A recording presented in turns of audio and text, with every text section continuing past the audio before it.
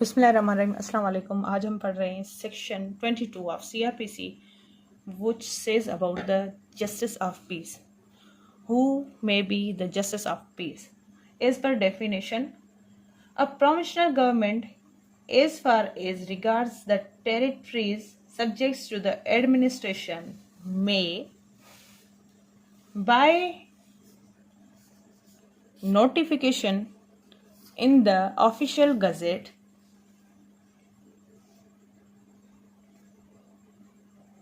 appoint and such person resides within Pakistan means citizen of Pakistan हो कि जो provisional government है वो अपॉइंट कर सकती है किसी भी बंदे को नोटिफिकेशन के ज़रिए, ऑफिशियल नोटिफिकेशन यानी गज़ेट ऑर्डर के ज़रिए कि वो अपॉइंट कर सकती है किसी भी बंदे को स्पेसिफिक पीरियड के लिए किसी भी लोकल एरिया के लिए as a justice of peace. ठीक है, किसी भी बंदे को, जिसमें यानी इसकी डेफिनेशन को देखेंगे तो वो थोड़ा ट्रिगर भी नहीं करेगी, बस थोड़ा समझने का फ़र्क है। बस ऐसा समझिए कि प्रोविजनल गवर्नमेंट किसी भी बंदे को नोटिफिकेशन के ज़रिए ऑफिशियल गज़ेट में डिक्लेयर करके स्पेसिफिक टाइम के लिए जो कि सिटीज़न ऑफ पाकिस्तान हो उसको स्पेसिफाइड कर सकती है जस्टिस ऑफ पीस किसी भी लोकल एरिया के लिए, या फिर उस सेम लोकल एरिया के लिए एक से ज़्यादा जस्टिस ऑफ पीस अपॉइंट कर सकती है प्रोविजनल गवर्नमेंट उस ऑफिशियल गज़ेट नोटिफिकेशन के ज़रिए। ठीक है, सिंपल यही है जस्टिस ऑफ पीस। ठीक है, वो कोई भी बंदा हो सकता है, चाहे वो एडमिनिस्ट्रेशन के हिसाब से जैसे ब्यूरोक्रेट कोई हो, कोर्ट का बंदा हो जैसे जजेस वगैरह हैं। ठीक है, कोई भी बंदा, वो प्रोविजनल गवर्नमेंट की डिस्क्रिशन है कि किसी भी बंदे को अपॉइंट कर सकती है किसी भी लोकल एरिया के लिए, ताकि वो जो माइनर लेवल के क्राइम्स हैं उनको कंट्रोल कर सके, या कोई ऐसी शिकायत वगैरह आती हैं तो उनको हैंडल कर सके, यानी उनका जो है ना ज़्यादा बर्डन कोर्ट्स पे ना आए, वो वहीं पे उसी स्टेज पे सॉल्व हो जाए। तो इसके लिए जस्टिस ऑफ पीस को ये सेक्शन जो है बताता है। Section 22A powers of justice of piece. अब जस्टिस ऑफ पीस के पावर क्या हैं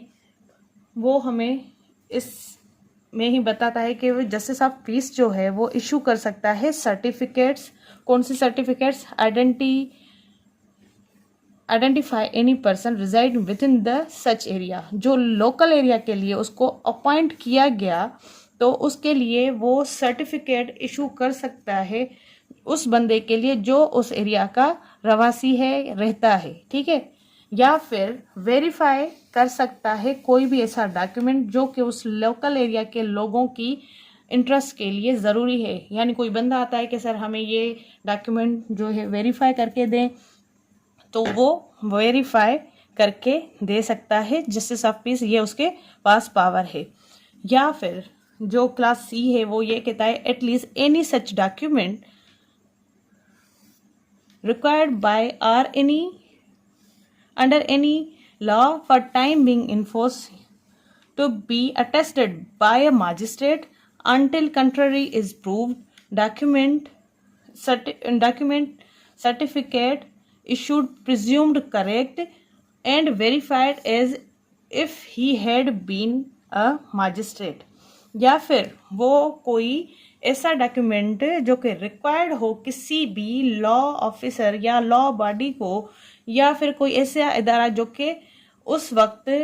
लॉ की इन्फोर्समेंट में है, यानी टाइम बिंग वो अपना एक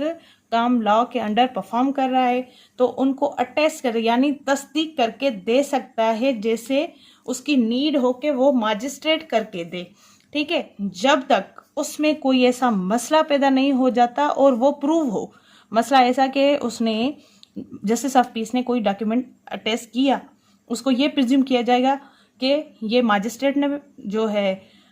इसको अटेस्ट किया है, बट उसमें तब तक कोई भी इशू नहीं है जब तक उसमें कोई कंट्ररी चीज़ प्रूव नहीं हो जाती। और उसको वैसा ही समझा जाएगा कि ये सही डॉक्यूमेंट है, अटेस्टेड और वेरीफाइड तस्दीकशुदा है। जैसे इसको जो है अटेस्ट, करेक्ट या फिर वेरीफाई जो है उस सर्टिफिकेट को मजिस्ट्रेट ने ही किया है। ये क्लास सी था। अब इसका जो है सब section 6, an ex officio justice of peace issued appropriate direction to the public authorities concerned on the complaint regarding। अब जो जस्टिस ऑफ पीस है 22 सेक्शन ए और बी के तहत, ठीक है, जो इसका पावर है ex officio of justice of piece कि वो इशू कर सकता है मुनासिब डायरेक्शन, एप्रोप्रिएट यानी वो एक पर्टिकुलरली डायरेक्शन दे सकता है, हिदायत जारी कर सकता है किसके लिए, पुलिस अथॉरिटीज के लिए, कि वो ध्यान में लाएं कोई शिकायत जो कि उसके तरफ गई है, जस्टिस ऑफ पीस के सामने रखी गई है किसी भी फरियादी की तरफ से, ठीक है, डायरेक्ट कंप्लेन। तो उसके लिए जस्टिस ऑफ पीस जो है पुलिस अथॉरिटीज को डायरेक्शन इशू करेगा कि आप इसकी कंप्लेंट रजिस्टर करें। या फिर इसका सब क्लास 1 है, वो कहता है non registration of criminal cases. वही बात, कंप्लेंट तो थी लेकिन वो कौन सी कंप्लेंट, जैसे कि वो कंप्लेंट क्रिमिनल केसेस से रिलेटेड हो, कि वो कंप्लेंट जो है रजिस्ट्रेशन नहीं हुई है, तो जस्टिस ऑफ पीस का ये पावर है कि वो डायरेक्शन इशू करे, ठीक है। या फिर transfer any investigation from one police officer to another, या फिर उसके पास जो जस्टिस ऑफ पीस है उसके पास कंप्लेंट गई है कि ये पुलिस ऑफिसर हमारी जो केस से रिलेटेड क्रिमिनल केस है उससे रिलेटेड इन्वेस्टिगेशन है वो सही नहीं कर रहा, आप डायरेक्शन दें कि ये जो हमारा क्रिमिनल केस है इस पुलिस ऑफिसर से लेकर दूसरे पुलिस ऑफिसर को मुंतकिल किया जाए, ट्रांसफर किया जाए, ताकि वो उस इन्वेस्टिगेशन को करे और शफाफियत लाए, यानी इंसाफ के तकाजे पूरे करे। वो पुलिस ऑफिसर यानी जो फरियादी है उसको उस पुलिस ऑफिसर के ऊपर एतमाद नहीं है, इसके लिए वो कंप्लेन कर रहा है जस्टिस ऑफ पीस को। अब क्लास 3 कहता है इसका नेग्लेक्ट, फेल्यूर और excess committed by a police authority in the relation to its function and duties. जो पुलिस अथॉरिटीज हैं या तो वो नज़रअंदाज कर रही हैं, लापरवाही कर रही हैं, या फिर वो नाकाम रह चुकी हैं किसी भी ऐसी कंप्लेंट या क्रिमिनल केस की इन्वेस्टिगेशन के दौरान, या फिर उन्होंने अपने उस पावर को एक्सेस में यूज़ किया है। जो पुलिस अथॉरिटी के पास पावर है उसको उसने ज़्यादा यूज़ किया हुआ है, तब वो जो जस्टिस ऑफ पीस है उनके फंक्शंस और ड्यूटीज़ के ऊपर वो हिदायत जारी कर सकता है कि ये चीज़ें होनी चाहिए, ये चीज़ें नहीं होनी चाहिए, यानी neglect, failure, excess committed by police officer, ठीक है, या फिर police authorities in relation to इस फंक्शन, जो वो फंक्शन परफॉर्म कर रहे हैं या फिर वो ड्यूटी दे रहे हैं अपने उस एरिया के लिए, तो जस्टिस ऑफ पीस उनके लिए ज़रूरी हिदायत जारी कर सकते हैं, ठीक है। या फिर कोई एफआईआर वगैरह या फिर क्रिमिनल केस रजिस्टर्ड नहीं होता तो भी जस्टिस ऑफ पीस के पास ये पावर है कि वो डायरेक्शन इशू करे। ये था article 22 section 22 and section 22A। Section 22B कहता है duties of justice of piece के जो पहले तो पावर थी, अख्तियारात क्या हैं जस्टिस ऑफ पीस के, आर्टिकल 22A के तहत पावर बताई गई कि क्या क्या कर सकता है वो। अब इसकी जो है ना आर्टिकल 22B के तहत ड्यूटीज देखे जाएंगी कि वो कौन से फराइज सर अंजाम दे सकता है as a justice of peace, ठीक है। तो इसमें क्लास ए कहता है received information of the occurrence of any incident involving a breach of peace, ठीक है, उसके पास ऐसी कोई इंफॉर्मेशन आई है जो कि ये वाजे कर दे कि कोई ऐसा मसला हुआ है जो कि इन्वॉल्व है किसके लिए, जिसमें ब्रीच ऑफ पीस हो। ब्रीच ऑफ पीस क्या हो कि जो अमन का एक तकाजा है उसकी जो है ना एक रुकावट क्रिएट की जाए अमन में, उसके लिए कोई उसको इन्फॉर्मेशन रिसीव हो जस्टिस ऑफ पीस को, कोई ऐसा इंसिडेंट्स, ठीक है। और इसमें दूसरी एक बात कही गई है, कमीशन ऑफ एनी ऑफेंस, या फिर जस्टिस ऑफ पीस को किसी ऑफेंस की कमीशन की खबर मिल जाए उस एरिया में जिसमें वो तैनात है, ठीक है, कि इस एरिया में ये कमीशन हुई है किसी भी ऑफेंस की, ठीक है, और या फिर make inquiries into the matter and report in the writing the result of his inquiries to the nearest magistrate, या फिर कोई ऐसी इंक्वायरी। अब इन्वेस्टिगेशन और इंक्वायरी में आपको फर्क वाजे पता है, इन्वेस्टिगेशन करती है पुलिस, ठीक है, और जो इंक्वायरी है वो मजिस्ट्रेट या जजेस खुद करवाते हैं किसी भी मैटर के अंदर। तो किसी मजिस्ट्रेट ने उसको डायरेक्शन दी हुई है कि इस मामले की आप इंक्वायरी करें, तो उस मैटर के रिलेटेड वो रिपोर्ट कर सकता है किस शेप में, रिजल्ट कौन सी हो, राइटिंग में, यानी एक ऐसी रिपोर्ट बनाए जो कि राइटिंग पे मबनी हो। उस इंक्वायरी के तहत वो किसको देने वाला है, उस लोकल एरिया के नियरेस्ट मजिस्ट्रेट को, ठीक है, या फिर or to the officer in charge of the nearest PS, या फिर जो नियरेस्ट पुलिस स्टेशन है उसके ऑफिसर इंचार्ज को वो ये जो इंक्वायरीज हैं वो रिपोर्ट सबमिट करे, ठीक है।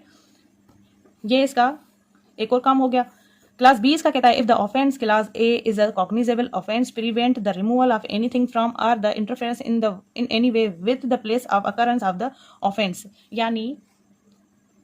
अगर कोई ऑफेंस जो है रेफर किया गया है क्लास ए के तहत और वो कॉग्निजेबल ऑफेंस है, कॉग्निजेबल ऑफेंस आपको पता है वो ऑफेंस होता है जिसमें अरेस्ट जो है विदाउट वारंट हो जाता है, यानी वारंट निकलवाने का वेट नहीं करता पुलिस ऑफिसर या फिर पुलिस इंचार्ज, ठीक है। उस ऑफेंस जो के क्लास ए में अगर नहीं आते,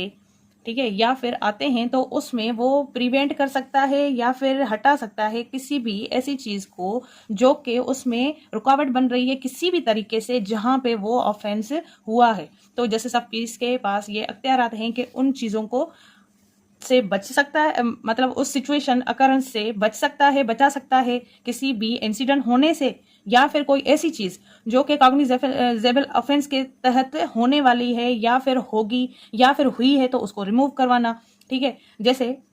वो पब्लिक न्यूसेंस है तो उसके लिए जो जस्टिस ऑफ पीस है वो वेट नहीं करेगा, वो उस रुकावट या फिर जो हर्डल है, इंटरफेरेंस है, उसको रिमूव करवा सकता है किसी भी सड़क से, किसी भी रास्ते से कि आप ये चीजें ना करें, ठीक है। और कोई ऐसा ऑफेंस हो जाए जो कि कॉग्निजेबल होने है बाय नेचर, बट उससे पहले जस्टिस ऑफ पीस को ये इल्म हो जाए कि ये ऑफेंस होने वाला है तो वो उससे प्रिवेंट भी कर सकता है। ये हैं जस्टिस ऑफ पीस की ड्यूटीज, ठीक है। अब सेक्शन 23 एंड 24 जो है रिपील्ड हैं। सेक्शन 25 कहता है x officio justice of piece by the virtue of their respective offices the session जजेस